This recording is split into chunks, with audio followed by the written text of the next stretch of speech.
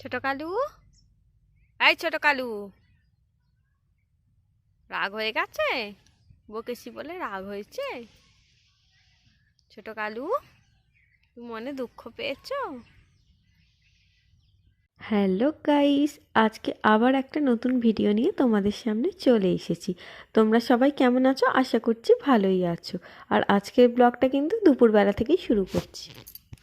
এখন বাজে প্রায় 2:45 মতো। আর আজকে চান টান করে ভাত টাত খেয়ে একেবারে ছাদে এসেছি, কারণ আজকে চান টান করতে বেশ দেরি হয়ে গেছিলো।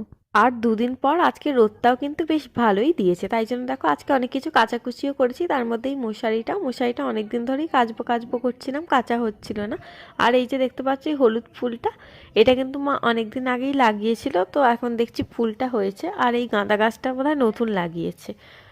যেহেতু আজ অনেক দেরি করে ছাদে উঠেছি, তো রোদটা দেখো প্রায় চলেই গেছিলো। এদিকে আমার চুলটাও ভিজেছিল, তাই নিচে মাঠে এসে বসলাম। আর মাঠে আসার আর একটা কারণ হচ্ছে, আজকে বিছানার তোষকটা রোদে দিয়েছিলাম, তো এর মধ্যে ছাগল ফাগল উঠে যাচ্ছিল। তাই জন্য মা বলল, এতক্ষণ মাই ছিল, তো মা বলল মা এখন খেতে যাবে, তাই আমাকে এসে একটু বসতে, তাই বসেছি। আর যেই না এসে বসেছি অমনি দেখো ছোট কালুও চলে কি হয়েছে এসেছে। ছোট কালু? ছোট কালু, এই ছোট কালু তাকা।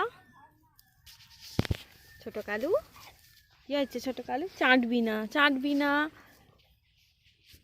এই এটার উপর উঠেছিস কেন? নাম। খালি বদমাইশি। কি হয়েছে? ছোট কালুকে বকলাম বলে ওর এখন রাগ হয়ে গেছে, তো ওই দেখো দূরে গিয়ে বসেছে, বেশ অনেকটাই দূরে গিয়ে ওই দেখো বসে আছে, নিজের মনে চুপ করে বসে আছে।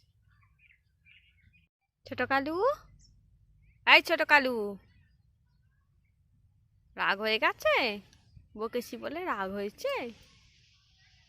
ছোট কালু, তুমি মনে দুঃখ পেয়েছো? সন্ধেবেলা ঘুম থেকে উঠে তাড়াতাড়ি করে রুটিটা করে নিলাম, কারণ রাত্রিবেলা প্রচণ্ড ঠান্ডা, তখন আর কোনো কাজ করতেই ভালো লাগে না। আর কাল রাতে মা ভাজা পিঠে করেছিল, তো তারপর মা পিঠে দিয়ে গেল, তো এখন পিঠে খাবো। বাজে প্রায় 9:30 মতো হবে, আর মাই দেখতেই পাচ্ছ ভাজা পিঠে করেছে। তো আমি বেশি খাইনি, আমাকে অনেক কটাই দিয়েছিল, আমি দুটো মতো খেয়েছি, দুটোও পুরো খাইনি, কারণ সামনেই যেহেতু বিয়ে বাড়ি আছে, তো খেয়ে শরীর টরীর যদি খারাপ হয়, তাই জন্য আর ভয়তে খাচ্ছি না। এটাতে তেলটাও অনেক বেশি আছে, আর আমার এতটা তেল সহ্য হয় না।